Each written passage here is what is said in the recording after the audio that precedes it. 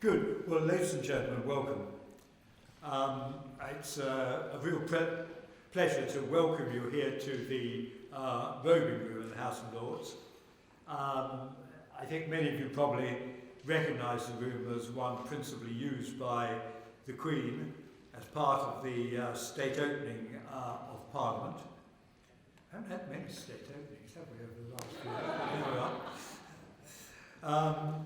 But once there is one, this will be where it happens again. But tonight I'm grateful that we've been allowed to use it to host such an important event, because we're here to celebrate the life of Lord Learie Constantine, who was the first black peer appointed to the House of Lords in March 1969. This year marks the 50th anniversary of such a significant moment, and Floella will say something more on this in a moment, not least about his cricketing prowess, I hope. As some of you may have spotted on your way in, we are proudly displaying a new loan from the National Portrait Gallery at the back of the room. It's a bust of Lord Constantine by Karen Johnson, and truly an exceptional piece of work. Loans like this are essential in improving the diversity of the collections in the palace and in marking the significant contribution of figures not represented in the permanent collection. And so we're very grateful for that. Lord Constantine's appointment came after the passing of the Life Peerages Act of 1958, which opened up the membership of the House to a much more diverse set of people, not least, of course, to women, who are now almost 30%.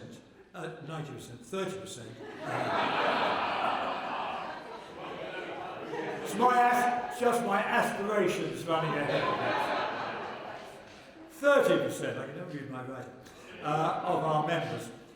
And with members appointed for their extensive knowledge, experience, contributions to society, regardless of their background. And it was the beginning of increasing diversity here in the House of Lords. And what I would like to assure you is that improving diversity is still a very strong aim of this House. And I think we must continue with that, no question.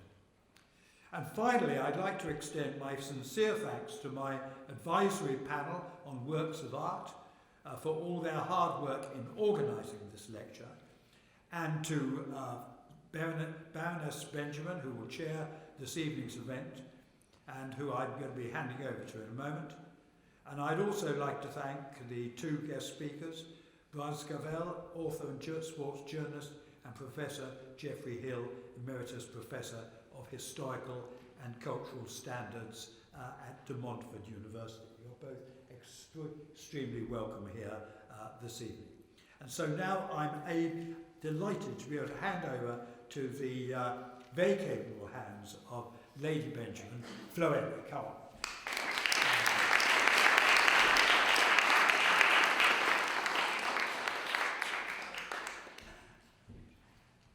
Thank you, Lord Speaker, and welcome everyone. It's an honour and a privilege to chair this important lecture, celebrating the 50th anniversary of the elevation of Lord Learie Constantine to the House of Lords, making him the first black peer to be appointed. And it's a fact that I referred to in my maiden speech back in 2010. And I'm proud to have followed his footsteps nearly 40 years later as the first Trinidadian woman peer to be elevated to the House of Lords. So I feel a certain affinity with Lord Constantine, not only because he's a fellow Trinidadian, but because he and I share many similarities. We lived in the same town in Trinidad. His father worked as an overseer on a cocoa plantation. My great-grandfather owned a cocoa plantation in the same region. He left school at a young age. I left school at a young age too, at 16, went to work in a bank. He went to work in the oil fields in Pointe-à-Pitre. My father worked at the same oil fields and fought for workers' rights and equality. He too fought for race equality and rights here in Britain. In England, Lord Constantine was involved with St Andrews University as rector. I was a Chancellor of the University of Exeter. So you can see these are some of the reasons I feel connected with this great man. Lord Learie Constantine was a dynamic and inspirational figure who paved the way for the Windrush generation, who first came to Britain in the 1940s to help rebuild Britain after the war.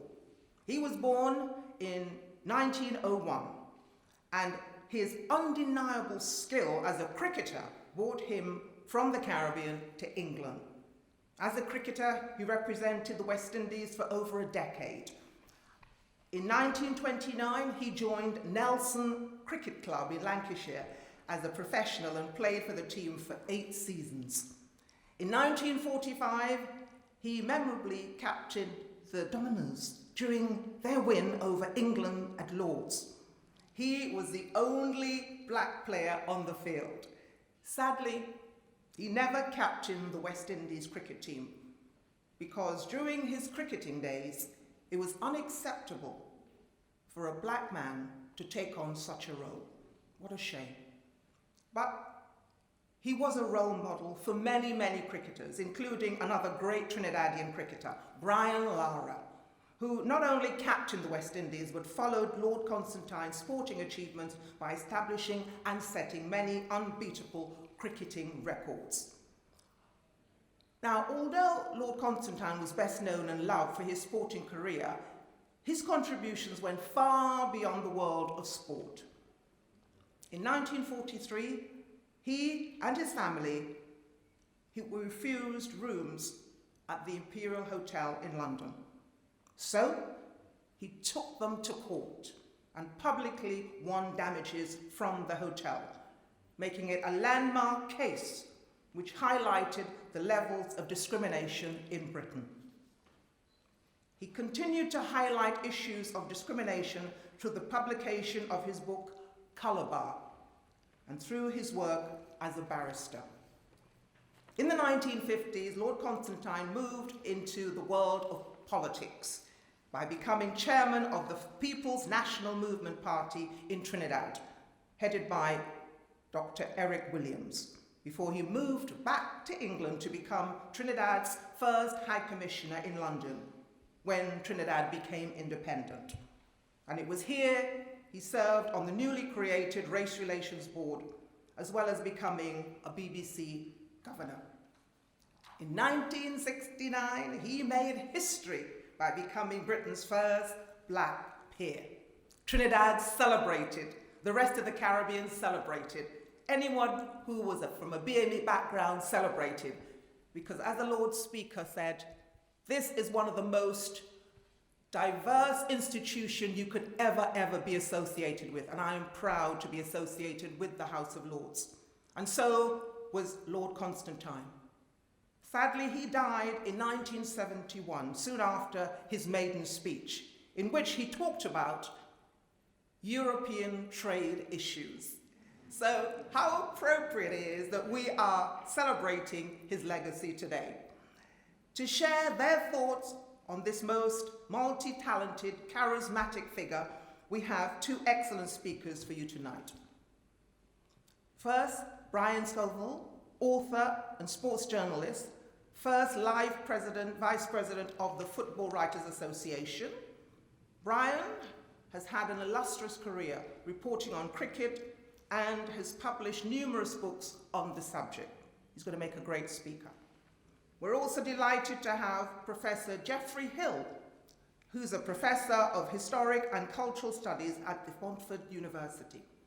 Professor Hill's recent book, Learie Constantine on Race Relations in Britain and the Empire, explores Lord Constantine's significant role in tackling race, prejudice, and discrimination.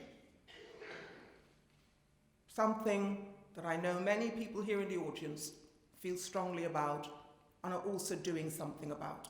So we look forward to hearing our speakers, and the first speaker we're going to hear from is Brian. Please give him a big hand.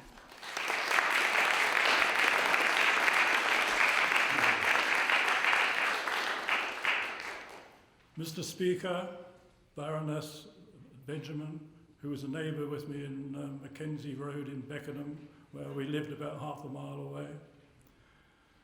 Fellow cricket lovers of cricket and equality. I'm very honoured to be here in this prodigious place. Never been here before.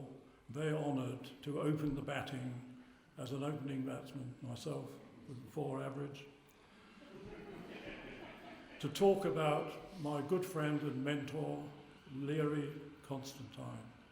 His title was Lord Learie Nicholas of Maraval in Trinidad and Tobago, and Nelson at the County Palatine of Lancashire. Must have been one of the longest titles in the history of the House of Lords. What a mouthful.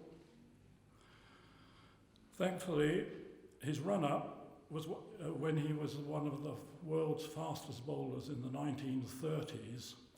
His run-up was only 12 yards, the same as the New England recruit Jofra Archer, the new Learie Constantine, who England have just pinched. He's playing in the World Cup. One of my guests were 2 England captains. One is here, Mike Brearley, clap for him.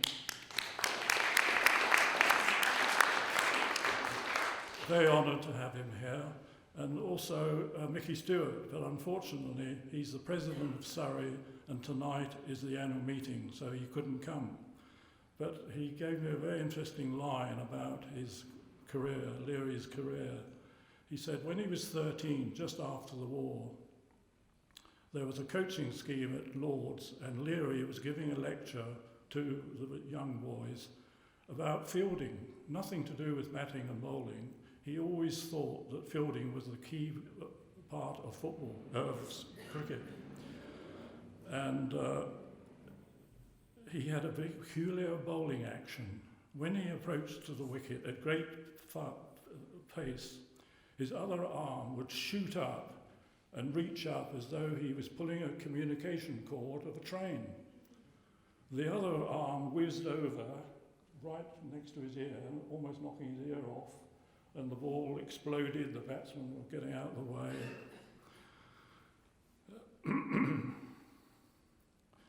Learie's name comes from an Irishman who was the friend of his father, Learie Constantine. His surname was O'Leary, but the West Indians always cut your names a bit shorter, so he called him Learie. The name Constant, I think it came from a French slave owner. Talking about slave owners,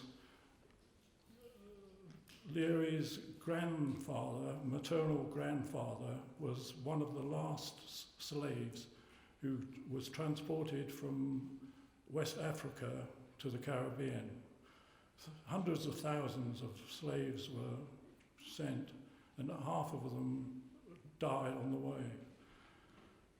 Where Gloria, Learie's daughter, who's now 91, last week, still going strong in Trinidad, great Trinidadian lady, told me a very interesting story. She said that they landed in a port in Venezuela, which they all wanted to go to Trinidad. So Ali Pascal, the man's name, the grandfather, stole a rowing boat and started rowing the 7 miles to Port of Spain. Unfortunately, the boat capsized, and they had to swim from a mile or so into Port of Spain. What an introduction to a life in the West Indies.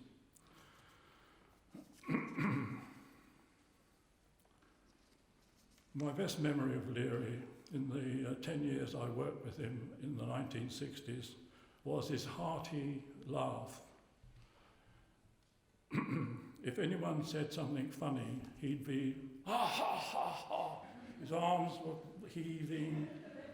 And if anyone looked at the excellent photographs which have been provided and brought into shape by my daughter, Louise, you will see Eamon Andrews is on a programme, This Is Your Life, in 1963. And this is an example of him, ha ha ha ha. I think at 10 Downing Street we need someone like him to help the negotiations. I used to pick him up at his flat in Edgware Road and drove him to the test matches. And it was like being an education in a university with a don talking about cricket, and I learned so much about cricket.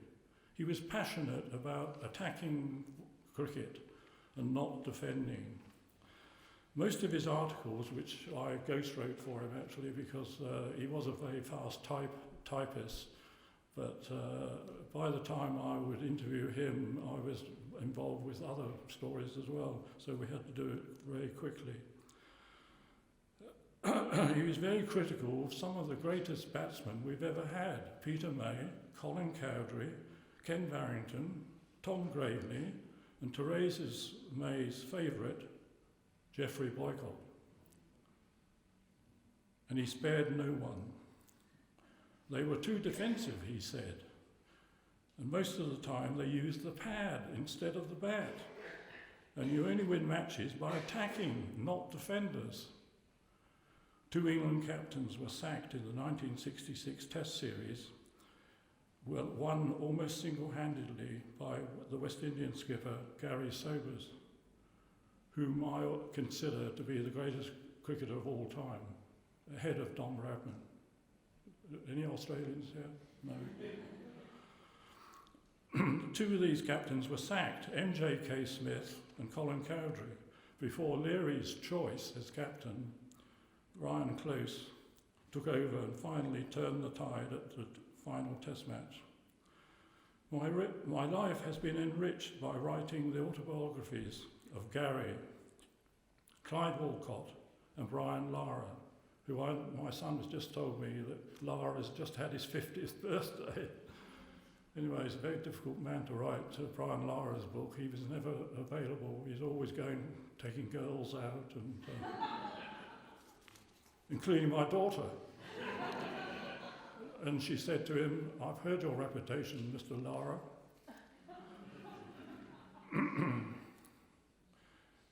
At Gary Sober's 80th birthday in Worsley, I was at the present there, and I bumped into MJK Smith, who's going very well, and he's a lovely man. He's got a bad knee, but he hasn't really changed.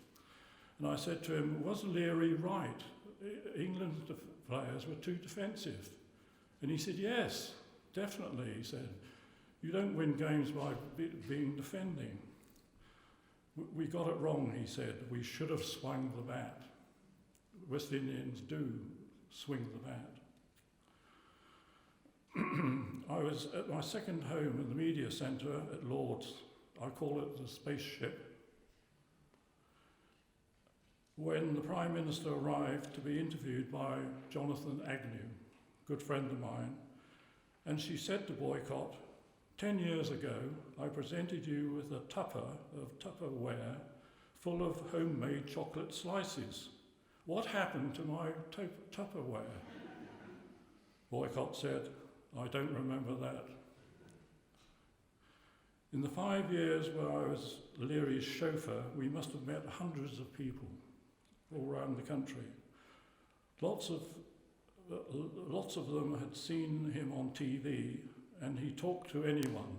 We were walking in Oxford Street, and suddenly someone looked at him, and he introduced himself. He was a great ambassador for the Caribbean populations.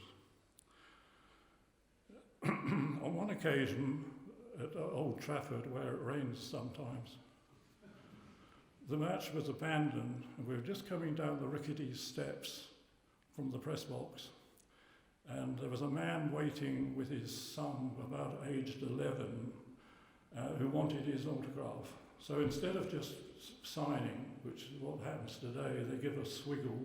Andrew Murray does that. But he interviewed the boy, and he gave him a nice message about encouragement about taking up cricket. And he finished up by saying, "Who was your favourite cricketer?" And this boy said, "You, sir." And Learie said, "Not me," he said, "by some distance." And he was a modest man, he wasn't a boastful man. In 1969, when Learie became a lord, he was busy with jobs like the governor of the BBC, a member of the Sports Council, helping to pilot the Race Relations Act, working as a trainee barrister. So he gave up his job as our expert for the Daily Sketch. The man who took over was Ken Barrington, one of the nicest, funniest cricketers I've ever had the pleasure to know. In a previous article, Learie was on a panel picking the man of the match at the Test match, and Learie disagreed, and the article he wrote headed, "Go slow, Barrington deserves to be dropped." Here is a cutting of the reconciliation. They're both laughing.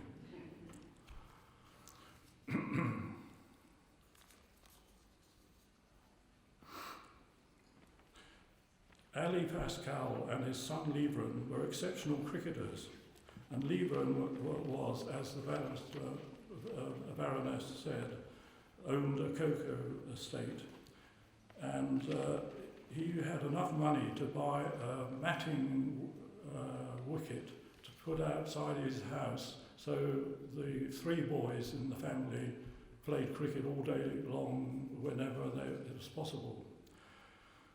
When they were eating in the dining room, when they had finished their meals, they would throw saucers and plates across the room to improve their reaction when catching the cutlery and the plates. This is true. He left school at 15 and learned how to type rapidly in a class of all girls, a task which helped him to work in a lawyer's office before working for an oil company. Now he was playing serious cricket on the savannah, and he was mixing with the best players in the island, and soon turned out to be a dynamic fast bowler, a hard-hitting batsman, and an outstanding all-round fielder. His best fielding trick was moving towards a high ball, and instead of catching it here, he would run past it and stand there and catch it without looking at the ball, without looking. Amazing. He did that at Lord's once, brought the house down. No one ever tried it.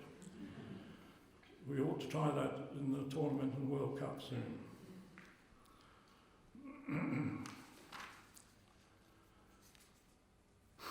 White men were filling the best jobs in Trinidad when he was there, and he realised his cricket was only avenue to become a cricketer and fill his ambitions was to leave.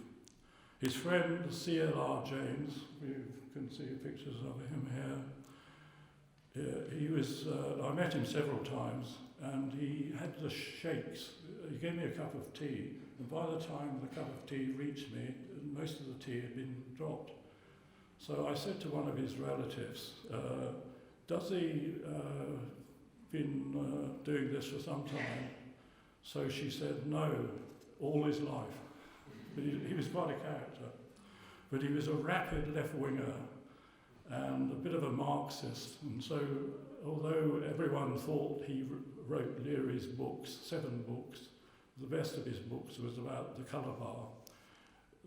Gloria, his daughter, said that C.L.R. James didn't actually write his books, but Learie fixed him up with a job as a cricket writer in the Manchester Guardian. And when Learie went to sign for Nelson in 1928, C.L.R. James lived with him for some years because he was a bit impoverished. Charles McCartney, has anyone heard of him? No? Mike would probably remember. The Australian 5 feet 2 inch Australian opener who played in the Lancashire League. And he met Learie on a tour to Australia, and he said, the man for you to play cricket in England is Nelson. And the chairman of Nelson is here today, David Heap, who is representing the club. And Learie, he must have been an agent, because when he joined Nelson, he was on the fantastic salary of £500 a year, plus bonuses, that made him the highest paid sports player in the country. Nelson had a population of around 30,000 at the time, had 13 mills, and their small Seeds Hill ground had not many, if any, black residents. When he arrived, he was lodging in a house with a rather nasty woman whose first remark was, "We don't like black people, but I've had to take the job because I need the money." So that's not a good welcome. A lot of people stuck notices in his letterbox with racist notes and insulting, shouting down insults. And after a month or so, he was thinking of going home. But his newly wife, Norma, daughter of a pharmacist, told him and said, stick to it. And she was the one who persuaded him to stay on. They moved to another house in Meredith Street. They've got a plaque there now, and it's on cobbled roads in those days. And a school opposite, the boys would get up on the wall and peer through their window to talk about this remarkable person with different colour. And eventually he would come out and talk to these boys and joke about his colour, which he did.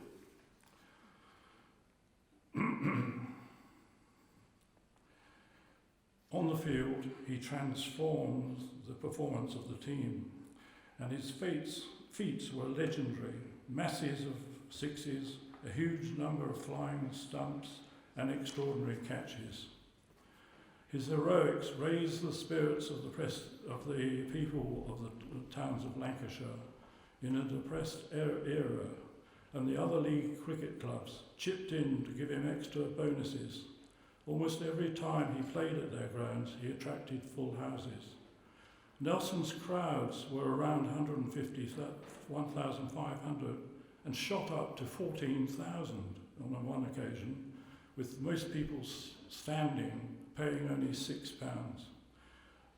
With his electrifying performances, which helped a record number of 7 championships for Nelson between 1928 to 1937.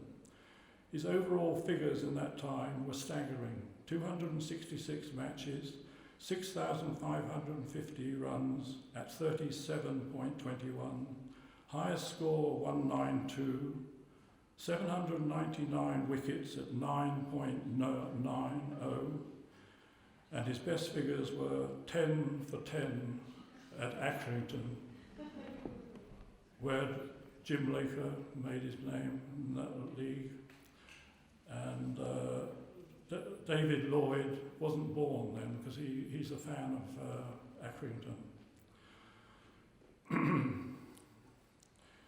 Learie's record in Test cricket was very moderate, only 18 Test matches, with 635 runs, average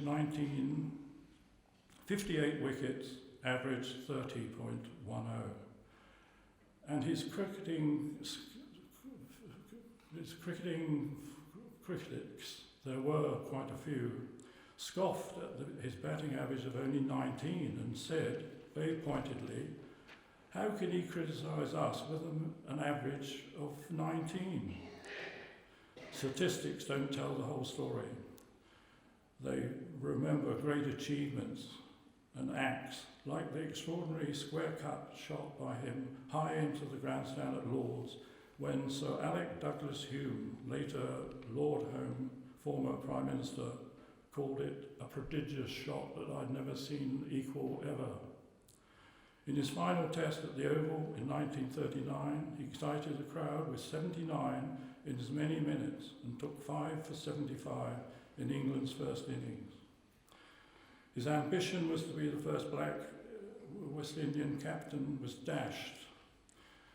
The closest he came was in 1935, when a very ordinary but nice white captain, Jackie Grant, was injured, and he took over for a day, successfully.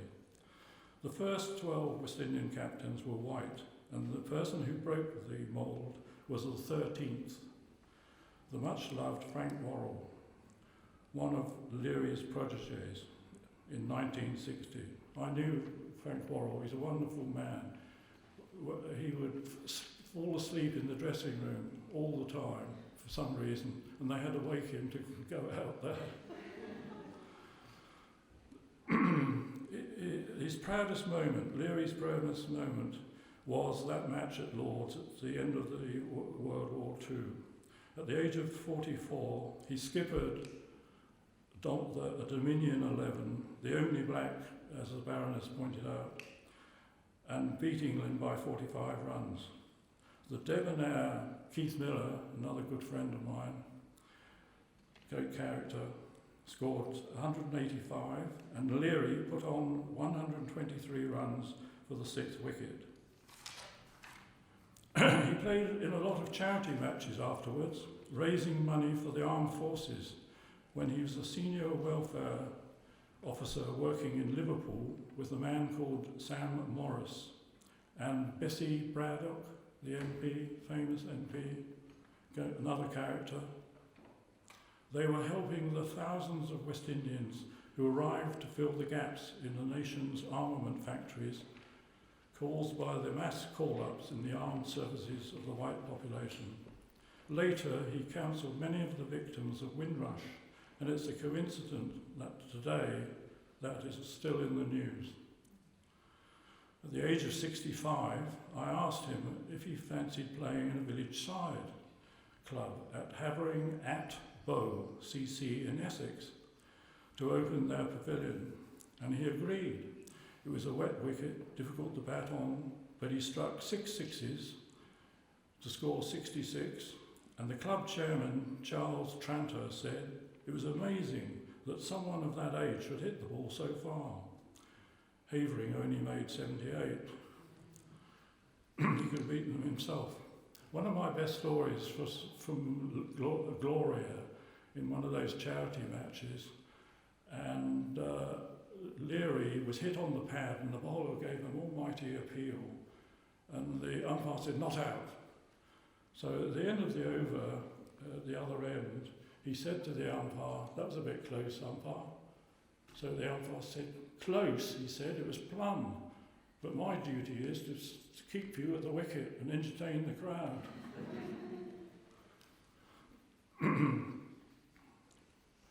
20 years earlier, he broke the colour bar, as the Baroness said, and it opened a breach of the white man's supremacy in Britain. His family stayed in the Imperial Hotel in Russell Square, which I've been to, on July 30th, 1943, and the manageress was named Margaret O'Sullivan and was heard to say, we don't want the N-word in this hotel. And Learie was told to pack their bags because US officers didn't want to see black people.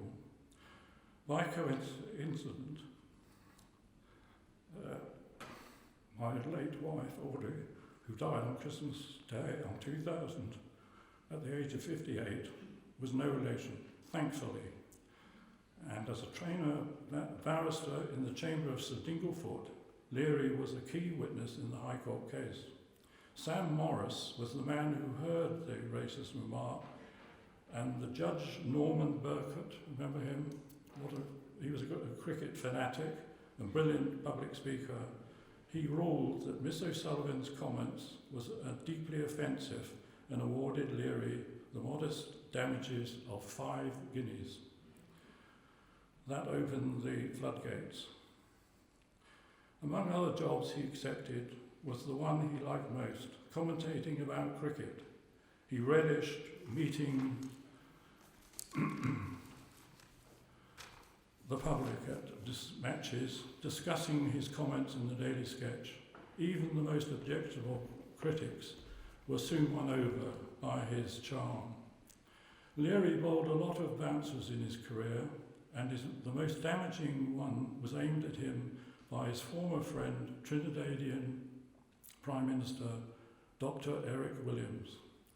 When Learie was High Commissioner for London, Learie intervened in a row in Bristol when a Jamaican bus driver was sacked. Williams angrily told Learie off, saying, you're representing Trinidad, you shouldn't deal with defending Jamaicans. Learie resigned in protest, and a year later, as High Commissioner, a year later, he was approached if he would like to be a Lord.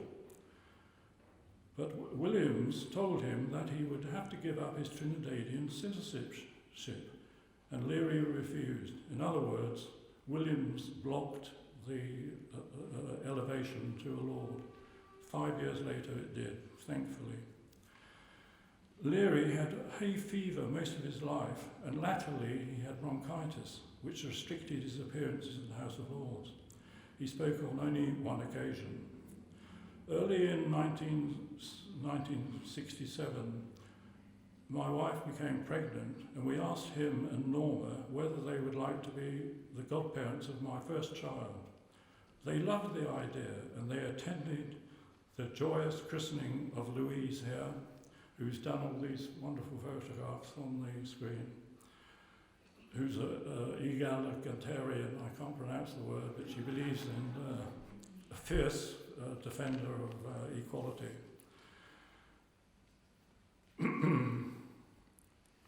And my son is here, who's senior director for the World Cup television, starting on May the 30th.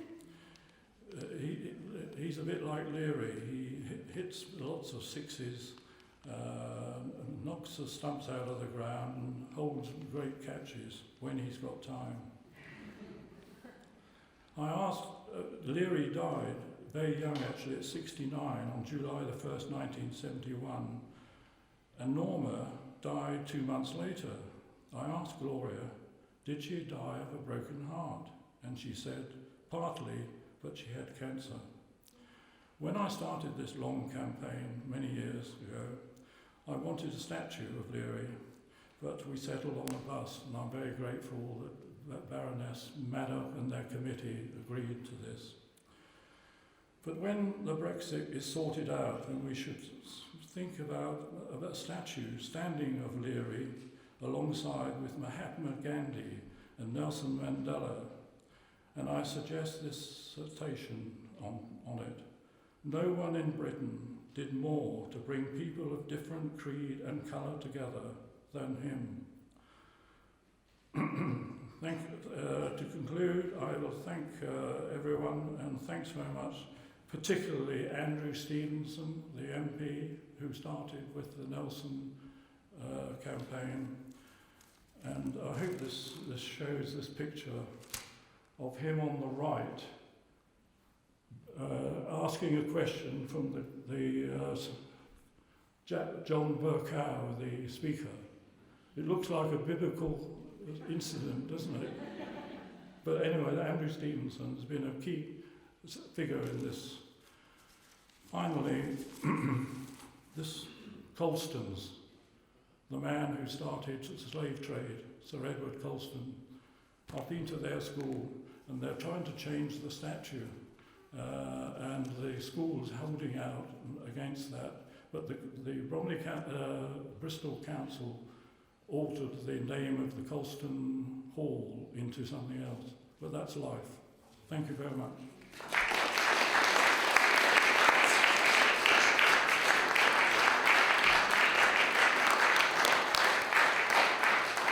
Thank you, Brian, for bringing Learie Constantine's life alive for us this evening. And now we'd like to hear from Geoffrey about your thoughts on Learie Constantine, Lord Learie Constantine.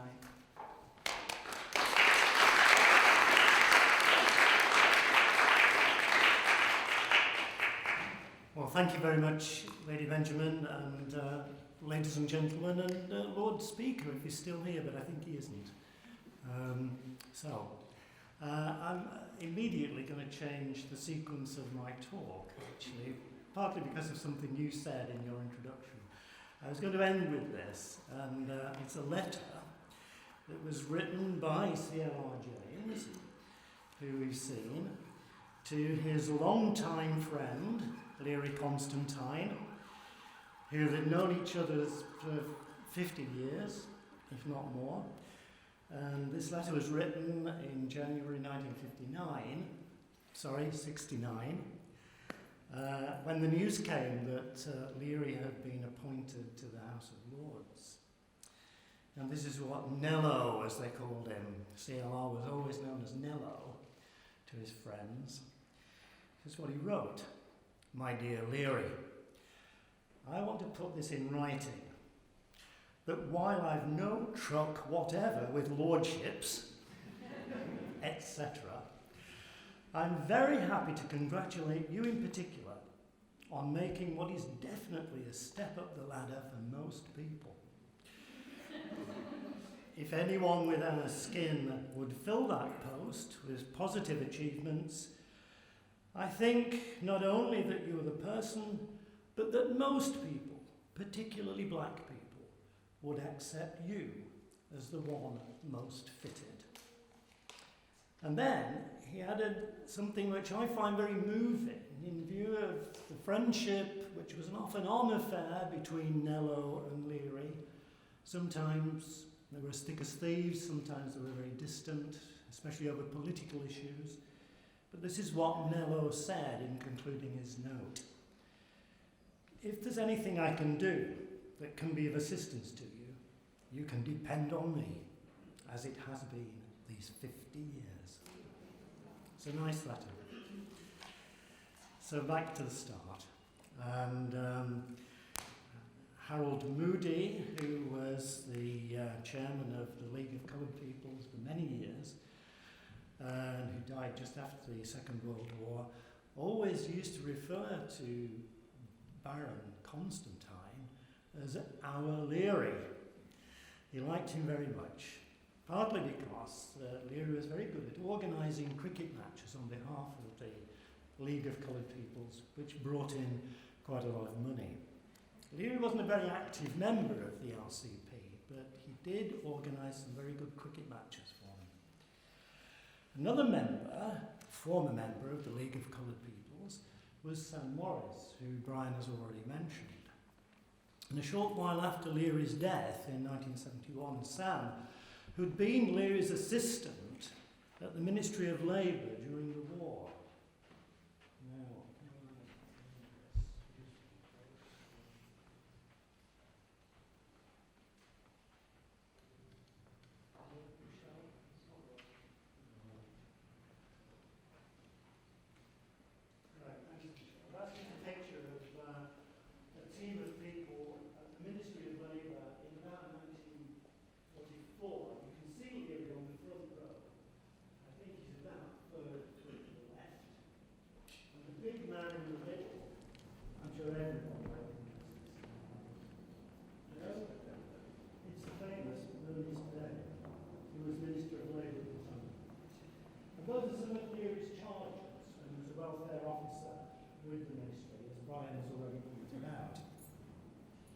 So Sam worked as Learie's assistant during the war, and shortly after Learie's death, he wrote a short memorial piece about him, acknowledging Learie's many achievements, as you would expect.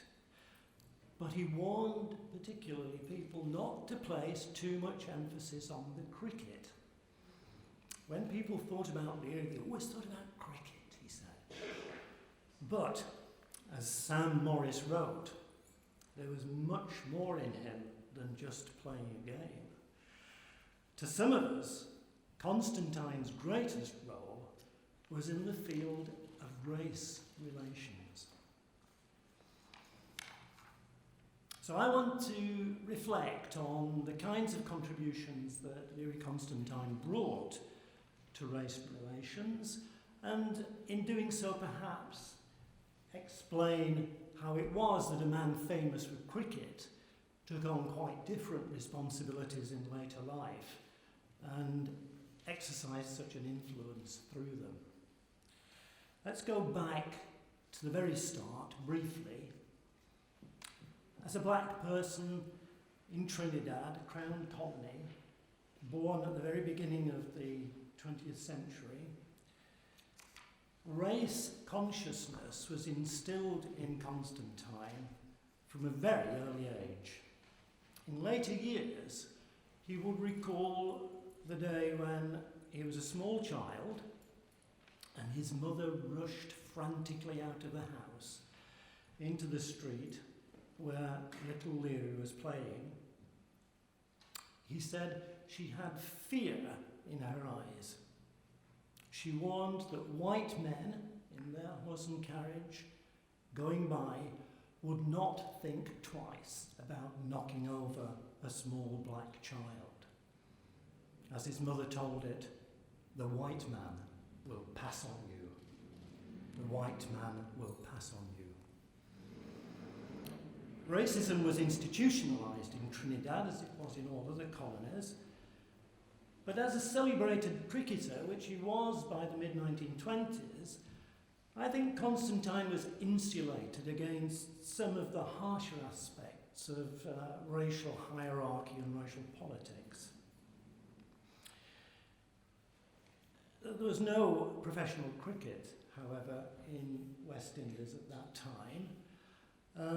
And as a young man with a wife, as we've heard, and a young daughter in 1928, Constantine needed to earn money to sustain his family.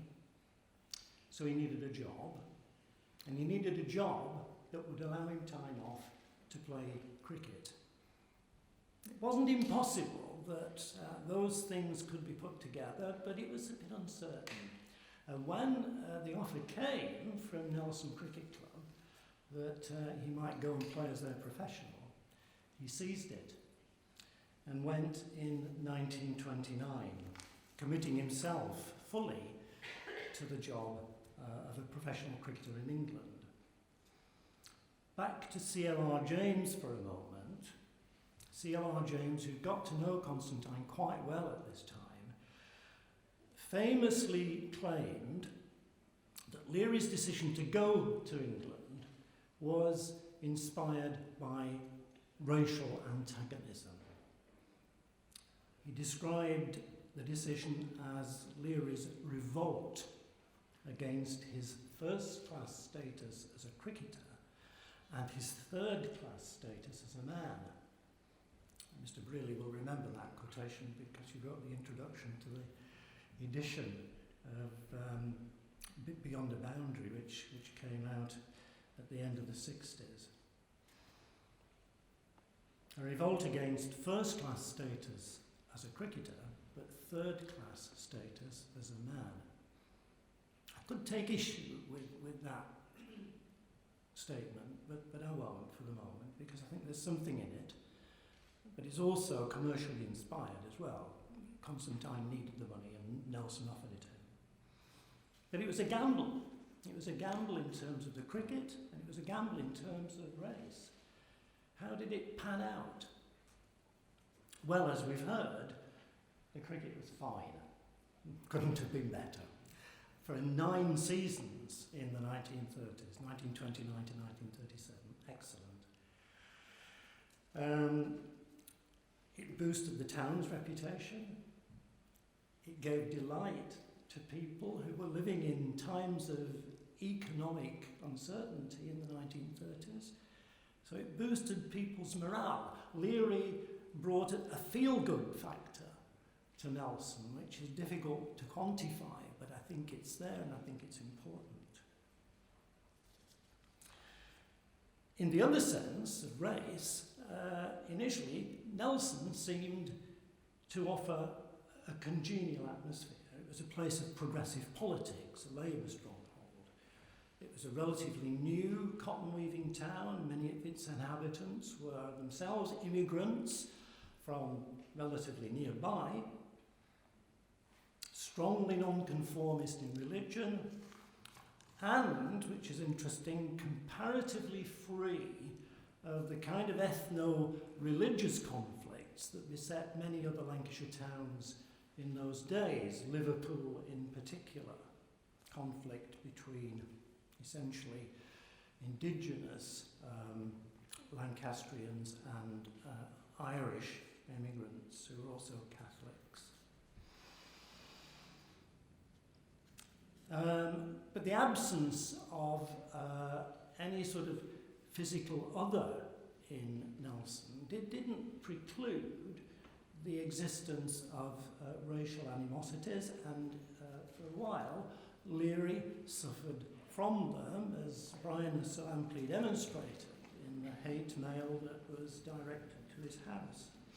In a radio broadcast a few years later, Learie recalled the shots, as he called them, the snubs, the slurs, that he'd received in the first couple of years in Nelson. He said, we weren't too well treated, and that caused us unhappiness.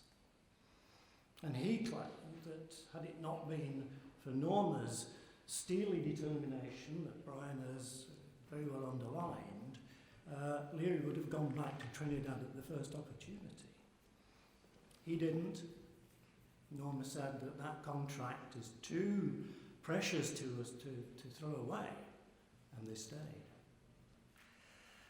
Now, I think the important thing about that staying, apart from the cricket, is that it turned out to be one of the major transformative events in Constantine's life. Nelson became his home. He and Norma and Gloria, their daughter, lived there long after Constantine had ceased playing cricket for Nelson in 1937. They moved eventually in 1949, once Gloria had completed her education and gone off to St Andrews University. And far from regarding Learie as a pariah, as he had at first feared, Nelson people took him to their hearts. He was a star cricketer, of course, but also the Constantines were good people, the perfect embodiment of middle-class respectability, and also, one might say, perfect embodiment of good immigrants. They committed themselves fully to the civic life of the town, and in 1963, that's looking on a little bit, Learie was made a freeman of the borough. It confirmed a fact that had been long established, that Learie was a local hero. Indeed, one might say Learie was the local hero. There haven't been many people in Nelson during those years that have matched up to the esteem that Learie was shown. So the special relationship with Nelson significantly shaped Constantine's own approach to race relations. It instilled in him a belief that race antagonisms could be made harmonious by an exercise of goodwill and tolerance on both sides.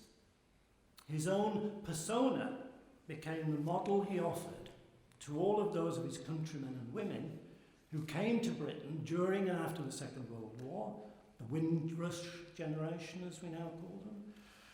Learie's approach to the new social relationships that this wave of immigration seemed to demand is best described, I think, in the idea of assimilation. It held in the language of academic discourse that was developing in the late 1940s on this subject. It held that local people, or hosts, as they were often referred to, should receive immigrants with tolerance and good grace, while for their part, the newcomers, or strangers, as they were sometimes referred to, should adapt to local customs. As Learie himself often put it, they should behave like good guests. This is what had worked for him in Nelson. But would it work on a far greater scale for the Windrush migrants? Constantine had the opportunity of experiencing race relations on a bigger scale on Merseyside during the Second World War, during the job that Brian has talked about. It was a scheme jointly initiated by the Colonial Office and the Ministry of Labour, and it gave Learie the job of dealing with the various difficulties that new workers, most of them were from Jamaica, had in adjusting to British shop floor practices, and at the same time trying to allay problems of racial discrimination in the local community. These could be particularly troublesome in, for example, finding accommodation or gaining admission to pubs and dance halls, and in some cases even churches. He did 4 years of this work until the scheme was wound up in early 1946. And through the experiences of his charges, Constantine became aware, was introduced to, the depth of racial prejudice in Britain. It was an awareness that was made sharper when white and black American soldiers arrived on Merseyside, where the Burton Wood Air Base became a key military installation. And this created a complex web of racial and national antagonisms. Learie wrote a letter to his boss at the Civil Service explaining the situation he himself had encountered in 1944. This was in London, actually, and he was in a pub with some friends having a drink when he said 2 white Americans with their girlfriends walked in. And after hesitating near my chair, making it obvious what their feelings were, they proceeded to settle at a table. They eventually went over to ask the publican about the problem that they were having. And she said, "If you don't like the people in this house, you know what you can do. You can leave." Learie goes on, "The American returned to his friends and they all got up to leave, but in passing near my table, one hesitated long enough to say within earshot of everybody," excuse the language now, this is Learie's rendition of it, "I wouldn't have a bloody drink under the same bloody table as any blood nigger." And what Learie is encountering here, particularly American inflection in that case, prefigured extensive problems of race that arose in Britain after the war, following